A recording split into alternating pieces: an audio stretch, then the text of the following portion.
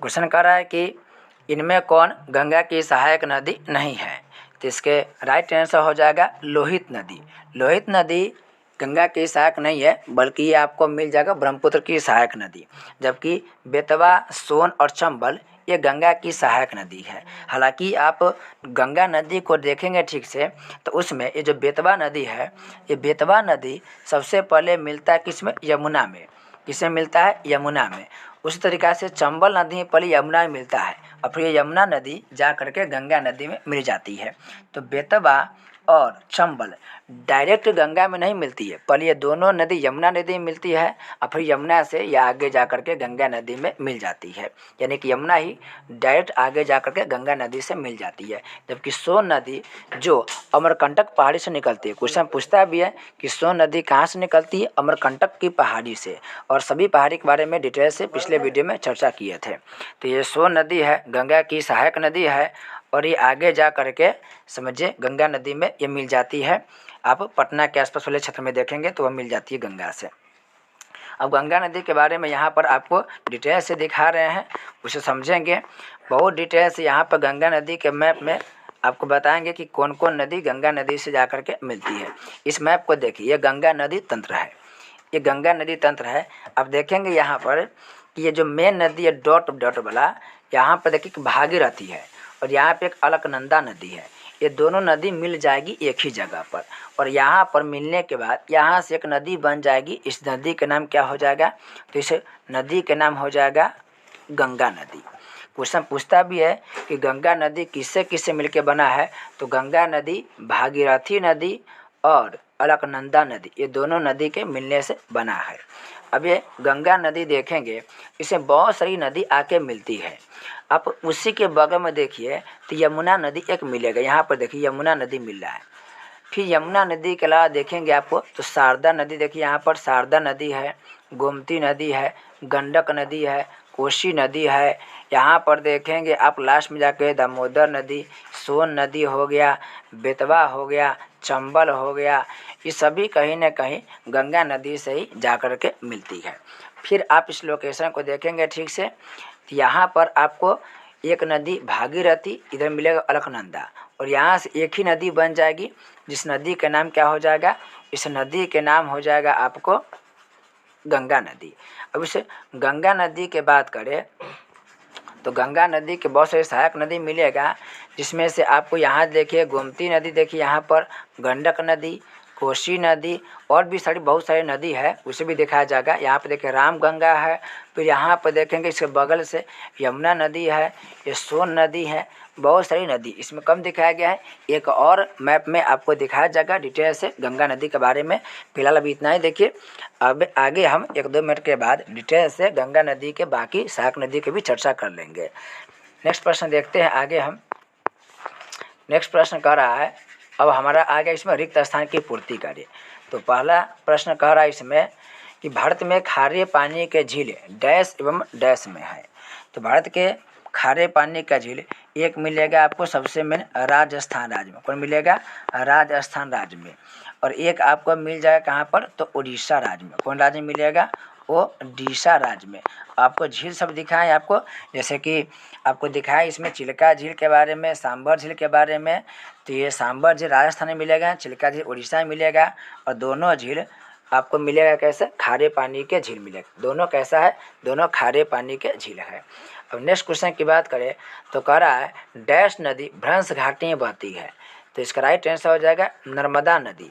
नर्मदा नदी, ताप्ती नदी, ये दोनों नदी ऐसा नदी है जो भ्रंश घाटी से होकर बहती है।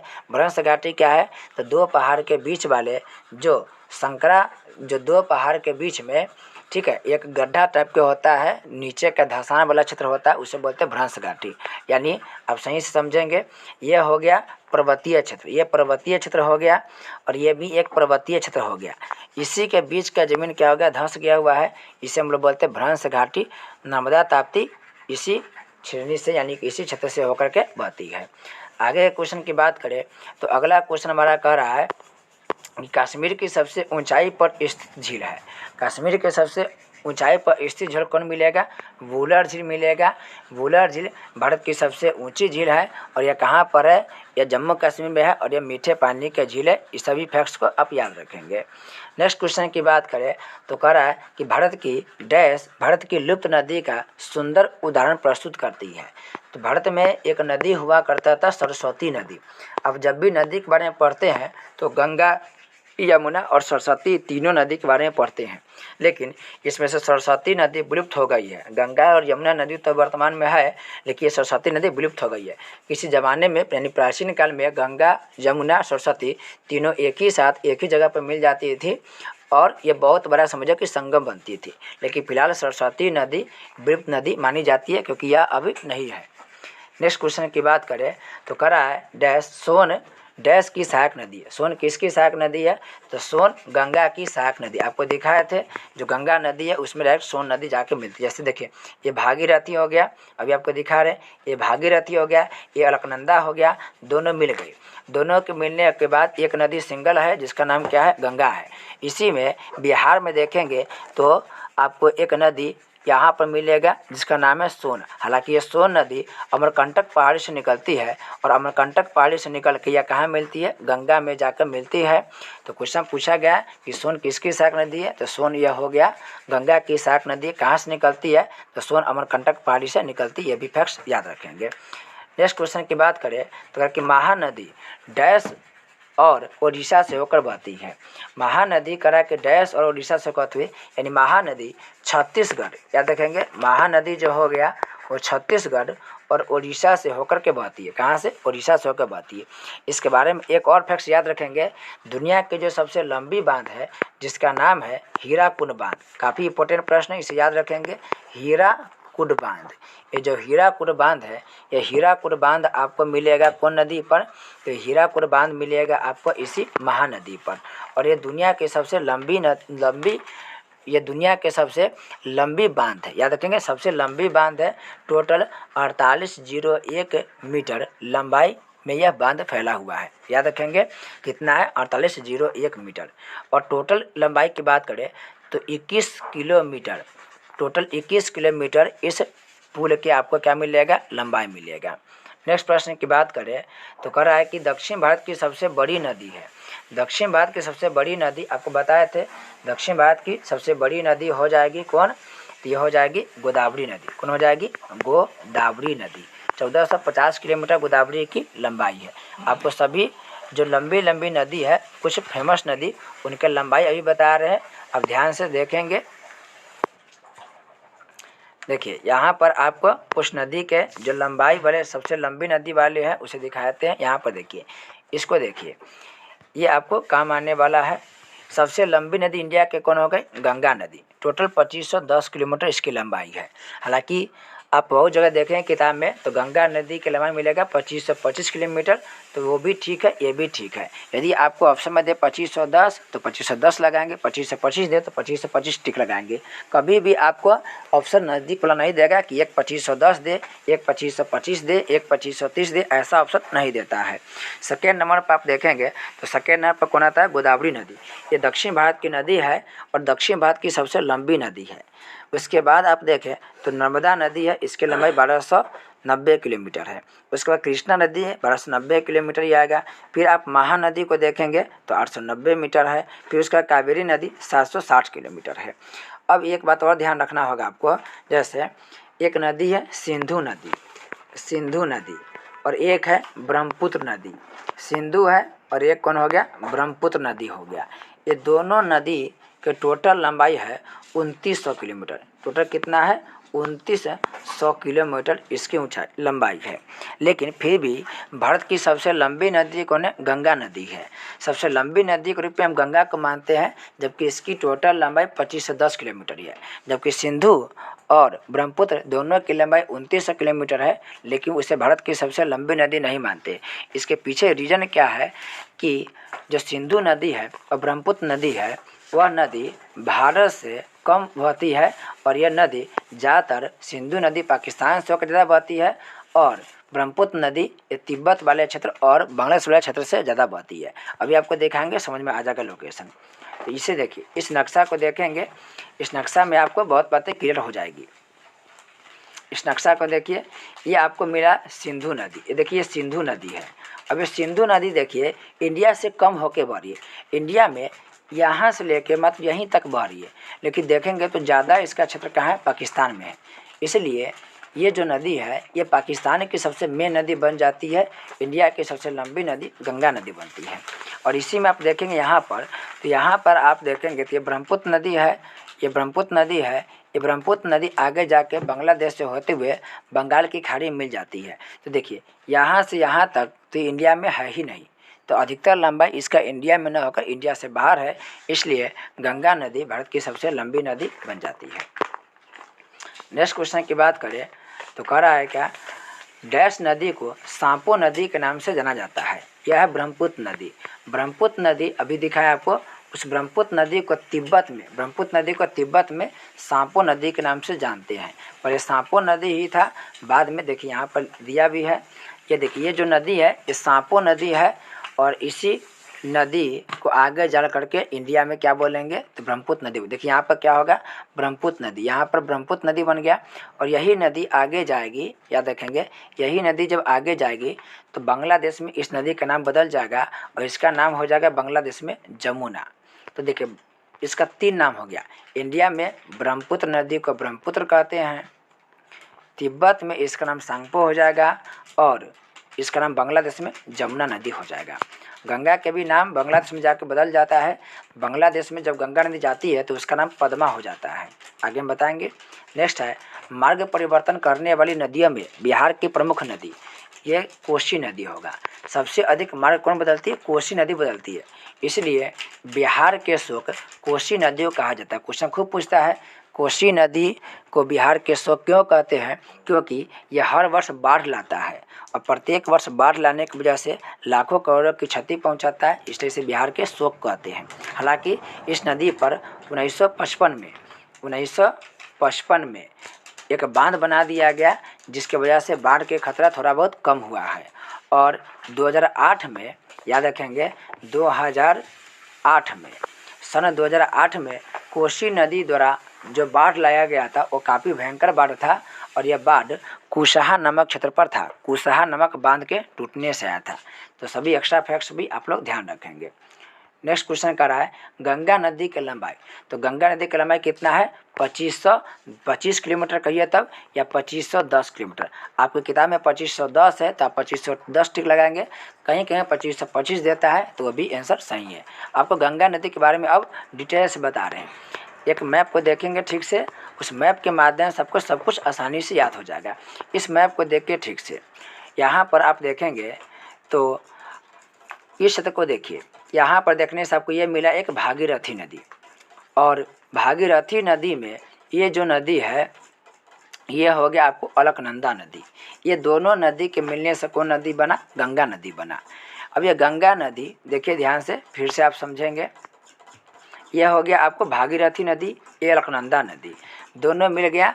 और दोनों कहाँ पर मिला, तो दोनों मिला देवप्रयाग में। ये जो क्षेत्र है देवप्रयाग है, और यहीं पर दोनों नदी के मिलने से बन जाएगी गंगा नदी। क्वेश्चन पूछता है कौन कौन नदी के मिलने से गंगा नदी बनती है, तो भागीरथी और अलकनंदा दोनों के मिलने से गंगा नदी बनती है। अब यह गंगा नदी देखिए आगे की ओर चलेगी, तो आगे की ओर चल रही है नदी। यह जो नदी आगे की ओर है, इस नदी के देखेंगे आसपास बहुत सारे क्षेत्र मिलेगा, बहुत सारे क्षेत्र, जैसे कि आप देखिए ऋषिकेश हो गया, हरिद्वार हो गया, बिजनौर हो गया। उसके अलावा आप देखेंगे यहाँ पर तो नरौरा हो गया, फर्रुखाबाद हो गया। ये सब गंगा नदी के आसपास के क्षेत्र है। अब इस नदी में आपको बहुत सारे सहायक नदी भी देखने को मिलेगा। जैसे आप इस नदी को पहले ठीक से लोकेशन देखिए, जैसे कि बिजनौर हो गया, नरौरा हो गया, फर्रुखाबाद हो गया, कन्नौज हो गया, जौनपुर हो गया, फतेहपुर हो गया, प्रयागराज हो गया। इस प्रयागराज वाले जगह को देखिए, यहाँ पर कौन नदी आके मिलेगी, यमुना। यानी यमुना नदी किसे मिलेगी, गंगा में। कौन क्षेत्र पर, तो प्रयागराज क्षेत्र पर आके मिलेगी। उसके अलावा देखिए यहाँ पर सोन नदी आके मिल रही है। यहाँ पर देखिए गोमती नदी, यहाँ पर देखिए गोमती नदी मिल रही है। इसके अलावा देखेंगे तो रामगंगा मिल रही है, फिर घाघरा नदी मिल रही है, गंडक मिल रही है, कोसी नदी मिल रही है। तो बहुत सारे नदी यहाँ पर आकर के गंगा से मिलती है। और इस नदी के टोटल लंबाई की बात करें तो टोटल लंबाई अलग अलग कितना अलग देता है, लेकिन आप याद रखेंगे 2510 किलोमीटर। इस 2510 किलोमीटर में अब गंगा नदी को देखेंगे कि यह गंगा नदी उत्तर प्रदेश में 1140 किलोमीटर बहती है और बिहार से 455 किलोमीटर। तो बिहार वाला याद रखेंगे, बिहार से क्वेश्चन पूछ लेता है कि बिहार से होगा गंगा नदी कितने किलोमीटर बहती है, तो यह है 455 किलोमीटर। याद रखेंगे 400 कितना होगा, 455 किलोमीटर। अब आगे हम लोग जल्दी से बाकी बचे हुए क्वेश्चन को देख लेते हैं, थोड़ा बैटरी कम है, जल्दी से बाकी क्वेश्चन को देख लेते हैं। तो यहाँ पर महानदी है, महानदी के कराए की देखिए महानदी के लंबाई के बारे में बात करें तो इस महानदी की लंबाई हो जाएगा 890 किलोमीटर। फिर गंगा नदी की लंबाई तो 2510 किलोमीटर होगा। कावेरी नदी को दक्षिण की गंगा बोलते हैं, मोस्ट इंपॉर्टेंट है, याद रखें BBI है दक्षिण गंगा। और गंगा नदी की लंबाई कितना होगा तो 2510। फिर से देख लेंगे जरा, महानदी की लंबाई कितना होगा तो महानदी की लंबाई होगा 890 किलोमीटर। गोदावरी की लंबाई पूछा कितना होगा तो गोदावरी की लंबाई हो जाएगा गोदावरी को दक्षिण गंगा बोलते हैं, ठीक से मिला लेंगे।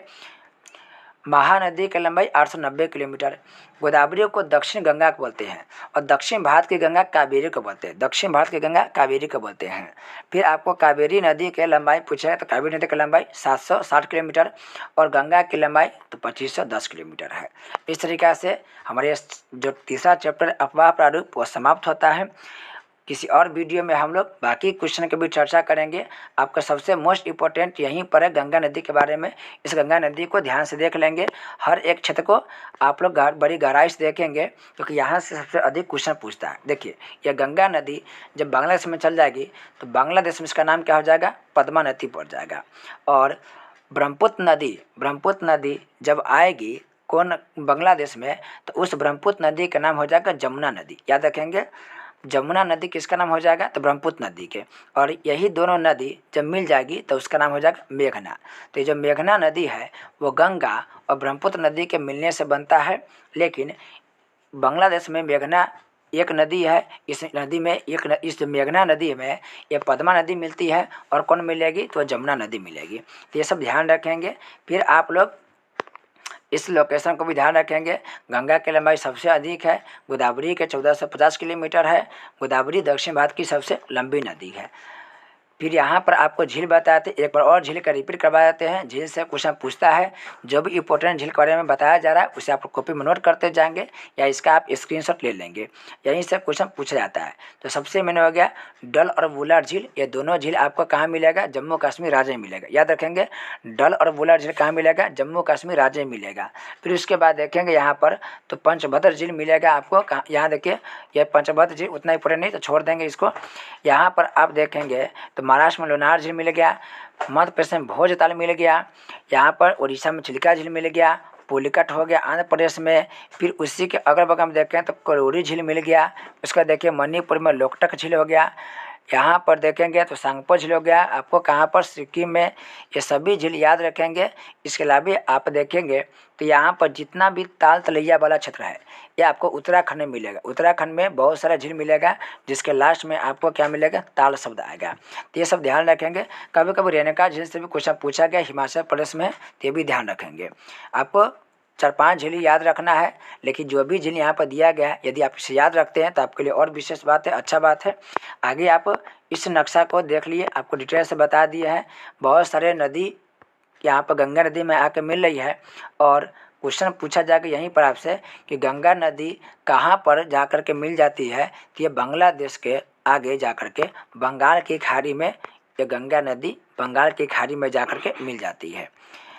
और कहाँ से निकलती है तो ये 2 नदी के रूप में निकलती है, एक है भागीरथी और एक है अलकनंदा बताए थे। ये भागीरथी गंगोत्री से निकलती है और बद्रीनाथ से अलकनंदा निकलती है और दोनों मिलती देव प्रयाग में, तब से उसका नाम हो जाता है गंगा नदी। तो गंगा नदी कहीं से निकलती नहीं है, बल्कि गंगा नदी 2 नदी के मिलकर बनती है और अलग अलग नदी है जो अलग अलग क्षेत्र से निकलती है। अलग अलग क्षेत्र मतलब गंगोत्री से भी निकलती है और ये बद्रीनाथ दोनों से निकलती है, तब जाके यह गंगा नदी बनती है। तो इस वीडियो में इतना ही। नेक्स्ट वीडियो में हम लोग चौथा चैप्टर की बात करेंगे। तब तक के लिए आपका बहुत बहुत धन्यवाद।